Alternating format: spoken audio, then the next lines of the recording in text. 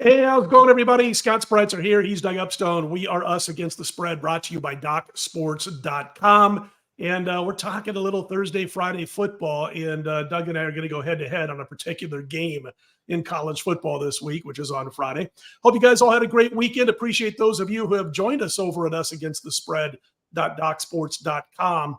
$19.99 gets you a whole bunch of football. We usually talk about 8 to 10 college football games on a Thursday show, and the Friday show is the entire NFL slate on Sunday. And, of course, Monday Night Football. You're talking close to 100 games a month for basically $5 per week. Again, I want to say thanks to those of you who jumped on board. We're really excited by what we've seen from you guys so far and really look forward to even becoming a little bit more interactive with these, hopefully, down the road. But give us a chance to get our technical feet wet first, so to speak. We're going to talk about Thursday Night Football in this report, which is the Bears at the Commanders. We're going to talk about some Friday night college football in this report. We'll get to all that in just a moment. Coming off a winning week there, Doug, at DocSports.com with your premium plays. And let me make that clear again. The premium plays that Doug and I both have are still in one place exclusively. That's on our home pages over at DocSports.com. Doug, I know you ended up having a nice premium weekend with your football. Yeah, went 2-0 and should have gone 3-0 because I had a teaser that included Philadelphia at -3, who had it covered until the last play of the game. So, and they got the field goal in overtime, but didn't do any good. So that became a no play. Hit the other part of the teaser with Baltimore. But hey, you know what? I'll take 2-0 all the time, Scott. I know you would too.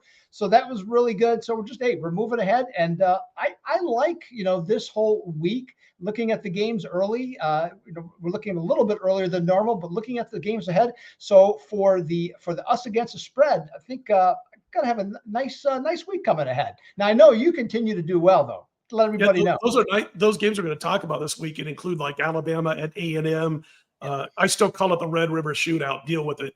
The Red River rivalry is too hard for me to say, but that, of course, is Oklahoma, Texas. We're going to talk about that game. So a lot of good games that we're going to talk about on Us Against the Spread. It's been a nice run going back to September 11th, which was that Monday night Jets win over Buffalo. Now 14-5 with a couple of pushes, 74% college football and NFL combined. I lost the top play on Saturday, a 6-star. And that was an early game. And then I won my final 5 plays in all sports overall. So we go 5-1. And then Sunday, we swept the NFL for the second straight Sunday. And that included my 7-star on the Baltimore Ravens, who kicked the Browns out of Cleveland. I mean, it was pretty ugly for the Cleveland Browns. Of course, Watson banged up going into that. Couldn't get the start because he was banged up. But anyway, 7-star there. And so it has been a real nice few weeks here since September 11th, 14-5. And I think it's now I've talked about like 36 to 38 games that I've had an opinion on at Us Against the Spread. And I've hit 75, 76% of those plays thus far. So folks, if you want to jump on and also 3-1 so far on the money shot, which is our best bet from each and every show. Anyway, that'll be Thursday night college football version of Us Against the Spread, Friday night for this week's NFL. Oh, I wanted to mention real quickly, folks, don't forget about the baseball playoffs, man. They start Tuesday. And it's my favorite time for the baseball playoffs because we got day games every day until we get out of that wild card round. But Doug and I will both be featuring games in the Major League Baseball playoffs. And gosh, we don't get WNBA till Sunday. How crazy is that? But had a tremendous run this season in WNBA, and we'll be back involved again. Doug, let's talk about the Thursday night game. I know you can't wait with this marquee matchup. The Bears at the Commanders. How about that? The Bears still allowed to play in the NFL. They ought to have relegation in the NFL just like they do in, English Premier League soccer and Bundesliga and all that stuff. But the Bears are at the Commanders. Commanders laying 6.5 to 7, Doug. Total sitting right around 44.5. Your thoughts? Kick this one off. I know last weekend the Bears, they looked like they were going to finally win a game and do so impressively, and then they woke up and realized who they are, and they lost. Yeah, having lived in the let's just say the general Chicago area, or at least certainly where I could pick up, all the different radio stations back in the days, especially the AM stations, the phone lines had to be burning. Okay, last night and even today. Today being Monday. Sorry on that. So with that, I mean, they had the game won, 28-7, little over 4 minutes to go. Justin Fields actually looked like an NFL quarterback. I mean, he completed 16 straight passes, Scott. I mean, he was fantastic.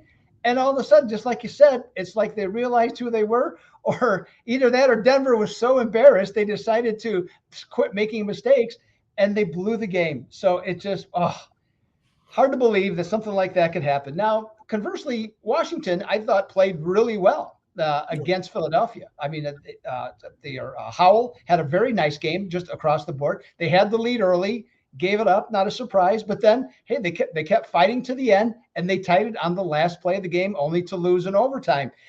This one, though, boy, I'm having a hard time even thinking about Chicago in this one. For that, what I am going to look at instead, though, is the total, because the thing about it so far is Chicago set an NFL record this past week. For those that don't know, they're the first team that has to give up 25 or more points in 14 consecutive games. No team has ever done that.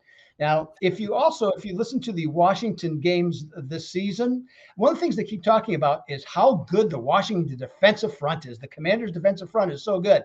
Yeah, and that's why in their last 3 games, they've given up 33 or more points. Scott, on this one, 44.5, I'm going to go over on this one. I just think that both defenses are going to give up enough points, and there's just going to be enough offense to climb over that total. What are your thoughts on this one? We've seen 4 games in the NFL for these two teams thus far, and you've got a combined quarterback touchdown to INT ratio between Fields and Howell of 10 interceptions and 11 touchdowns. These guys aren't exactly, I mean, I know Fields, it's Halloween. He was, dressed up as a real quarterback for a little while this past Sunday, but there are 2 players that I do really like in this game. Brian Robinson Jr. for the Commanders, like the way he runs, like the way he makes his short routes open for Sam Howell potentially to get the ball to him. Khalil Herbert for the Bears, another guy who can run well. He can catch the ball out of the backfield. If they do throw it on target to him, he can run for decent yardage after the catch. I like both of those guys, but the Bears lack pass protection with a shaky quarterback at the helm to boot. Howell's been sacked 14 times so far this season and owns the 28th ranked passer rating. So listen, I know you mentioned about Washington. They've allowed at least 33 points in each of their last 3 games. We talked about, or you did, Chicago giving up 25 points per game or more, like it's going out of style. I'm going to go towards the side, though.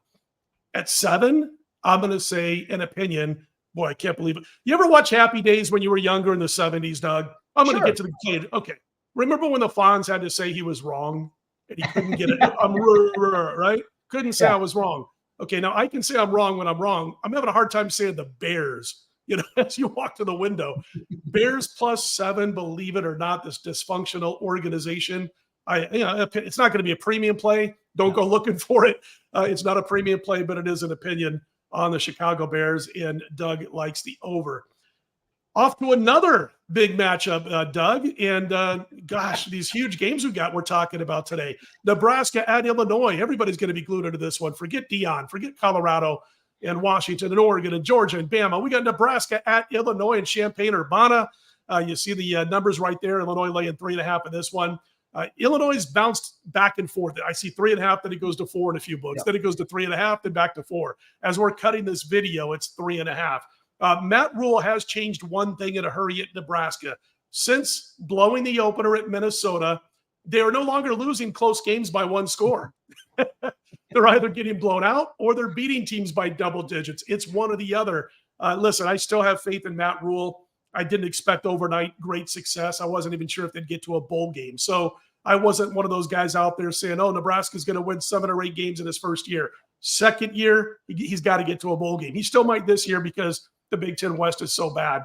As far as Bielema, is it too soon to say the Bielema era? I mean, he hasn't been there that long in Champaign-Urbana, but he's already regressing. Illinois started last year 7-1 straight up, 6-2 against the spread. Since then, if you throw out that anomaly against Northwestern, they're 3-7 straight up. They're averaging just over 17 points per game. And Illinois this year, just this year alone, 3.5 yards per carry. I mean, come on, 9 touchdowns, 8 picks through the air. Defense terrible, 110th against the run, bad against the pass. I get it with Nebraska, bad passing team. Sims and Harburg, They're connected on about 53% of their passes combined, Doug. But Harburg has just one pick. That's why he gives his team a chance. He's had just one pick. So he's eliminated those mistakes, costly mistakes that Sims was making. But I'll give you this. Huskers, 15th on the ground, 209 yards rushing. 15th on defense, 87 yards rushing. Before Michigan, they were giving up less than 2 yards per carry. And they were leading the nation in sacks. So listen there, Mr. Illini boy. Huskers upset over Illinois. Go Big Red. So for those that don't know or have not heard, Scott is from Nebraska and I was born in Illinois. So this was an easy game for us to choose. Sure, we could have gone Kansas State and Oklahoma State, but why would you do that when you have an opportunity to do this? So at the same time, though, both of us, when we came up with this idea to talk about this game, it was like, hey, that really sounds fun. And then we started looking at the numbers that we already knew about. And it became less fun, to have to do it. Because it's like, oh, that's right. This team stinks. And this other team's not very good either. Okay. So it changed the whole dynamic of it. But here's what I'm thinking of. Now, I'd like to at least add a positive spin. And you said a little bit. So you got two and three teams. But actually, the winner of this game is in a better position because the winner is likely then, not for sure, but to go to a bowl game. I think the loser is probably out. Okay, if you're 2-4, not the schedule's impossible, but these aren't good football teams. So from that standpoint, at least from a competitive standpoint, there's something to actually watch or just to lean towards if for both teams. Both teams come in -6 turnovers. I don't know where you go with that real well, even though you have actually the Cornhuskers have been better lately. They had 8 the first 2 games. They've only had 2 since. So that's at least a positive. Now, from the standpoint, here's what I'm looking for. Here's my best case scenario as wearing the blue and orange, is that Illinois wins the game. But when I found this, boy, I really started leaning the other way. If Illinois is a home favorite and they gave up 40 or more points in their last game, they're 0-9 against the spread. Okay. So that's what I'm going for. I'll say, I'm going to agree with Scott and say, take the points, especially if you can get the hook, or like you said, if it goes up to +4. But in terms of the outcome, I'm still looking at the so-called Fighting Illini, baby. Here we go. Yeah. I can remember. Was Mike White the coach there? And he was. And I was going to say, I think Osborne was still in Lincoln, and Illinois was like 3rd in the nation, and Nebraska went in there and beat them like 56-3. Not trying to bring up bad memories here for you, Doug. No. I have a quick Mike White story. So Mike White, couldn't get it. He'd been in the NFL for several years. Nobody's going to remember who this guy was, but he was a really good quarterback coach, assistant coach, offensive coach. So he did what a lot of, let's just say, somewhat older coaches have done over the years: gone back to college, get a job, develop a resume, and then move on. But he was so uncommitted to Illinois, he never actually even bought a house in Illinois. He rented an apartment the 3 or 4 years he was there. Never bought a house. His family never moved there. And so, but they did go to a Rose Bowl. Okay. I'm trying to think of the Indianapolis quarterback, Jack. I can't think of his name. Trudeau? Was it? You talking about Trudeau? Oh, yeah, Jack Trudeau. There you go. And the Rose Bowl, they faced Rick Neuheisel of UCLA, and couldn't wait for that game. Illinois back in the Rose Bowl. The first 4 passes were touchdown passes that UCLA threw. It was 21-0 after like 7 minutes. So that was that. So that's another Illinois highlight. So, all right. So you're going to go with Illinois, and you did find that, and then you said you started switching because you found that angle, which is good stuff. I like underdogs when you're talking about like similarly level programs. And by that, I mean, both programs are in the Big Ten. They both are Power 5 schools, and they're both struggling. So it's not like Nebraska versus, Tennessee Tech, or Illinois against, Arkansas, little sisters of the poor. So you got teams that are kind of at the same level when it comes to talent and all that stuff.